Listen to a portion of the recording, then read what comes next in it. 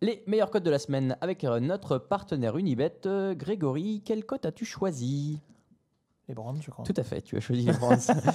Il a eu peur. Je me moque, mais je fais pareil à chaque fois. Les Browns à 2,20 qui jouent, on l'a dit, j'ai déjà oublié, mais qui jouent les Rams, tout à fait. C'est bien, on est Sunday Night tous les deux, on est complémentaires, c'est Sunday Night formidable. Football.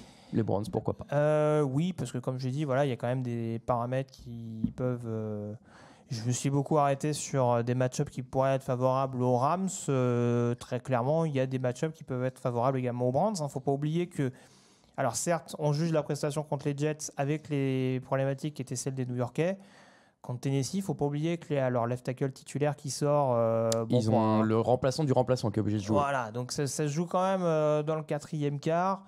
Pour maîtriser le pass rush de Los Angeles, que je ne trouve pas extraordinaire non plus, hormis Dante Fowler. Bon, certains me diront bien sûr. Non, mais il y a des bons noms, mais c'est pas en forme. Non, je suis d'accord, c'est pas en forme. Il y a bien entendu Aaron Donald, mais en tout cas, je pense qu'il y a quand même une ligne qui est assez solide pour pouvoir éventuellement laisser un minimum de temps à Baker Mayfield.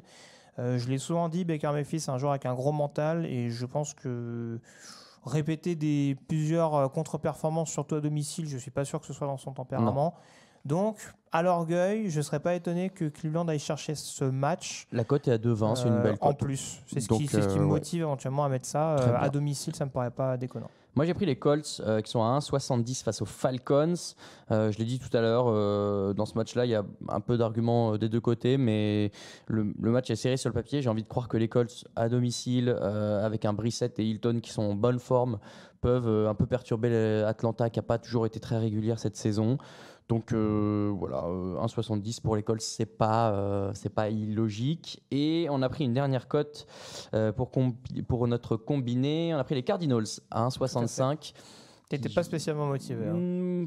J'ai du mal. En fait, je trouve que ça dépendra beaucoup de si Cam Newton joue ou pas. Mais en l'occurrence, comme ça sent. Faut le savoir, il y a beaucoup de cotes un peu fluctuantes. Cette semaine, on va très facilement du 2,53 à 1,30, 1,40. Donc c'est vrai que pour trouver un espèce d'intermédiaire, c'est un poil plus compliqué quand même. Donc les Cards à 1,65, le combiné, les Browns à 2,20, les Colts à 1,70 et les Cards à 1,65. Pour 10 € misés, vous avez un gain de 61,71 €. Un petit YOLO avant de se quitter, histoire de rester en bon terme. Alors déjà, je te rassure, je t'aurais pas fait la gueule pour ça, mais je t'écoute quand même avec plaisir. Alors déjà, si vous voulez un bon conseil, ne prenez pas Dallas, dont la cote est à 1,01 à l'heure actuelle. Et du coup, tu rassures les auditeurs, t'as pas poussé le vice jusqu'à mettre Miami. Non, je n'ai pas mis Miami dans le YOLO, quand même pas. On a gardé les Browns à 2,20, les Colts à 1,70, les Cards à 1,65. On a mis les Ravens à 2,85 face aux Chiefs, puisqu'on l'a dit, dans une orgie offensive, peut-être que les Ravens peuvent tirer leur épingle du jeu. Les Giants à 3. Moi, je l'ai dit tout à l'heure, je les imagine en mesure d'aller battre leur adversaire dont j'ai oublié l'identité. Tampa Bay. Comment ? Tampa Bay, tout à fait. Et enfin, les Redskins à 2,40. Alors, c'est vrai qu'on vient de dire que ils n'étaient pas favoris de ce match-là. Mais on vient de dire qu'ils peuvent en mettre plein la tronche à Mitchell Trubisky. Ouais, c'est ça. C'est ça. Les Bears ne sont pas forcément rassurants. Et 2,40, quand tu joues les Bears en face...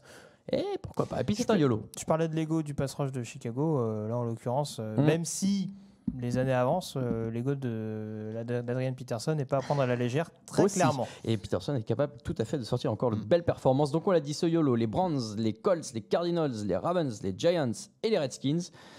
Et peut-être les Dallas si vous voulez avoir un plus dans le multimax. Mais en tout cas, sans Dallas, c'est 1391,92 € pour 10 € misés. Ça fait un beau salaire. Ça fait un beau salaire. Il faut que les étoiles s'alignent, mais voilà, c'est un YOLO, c'est le principe.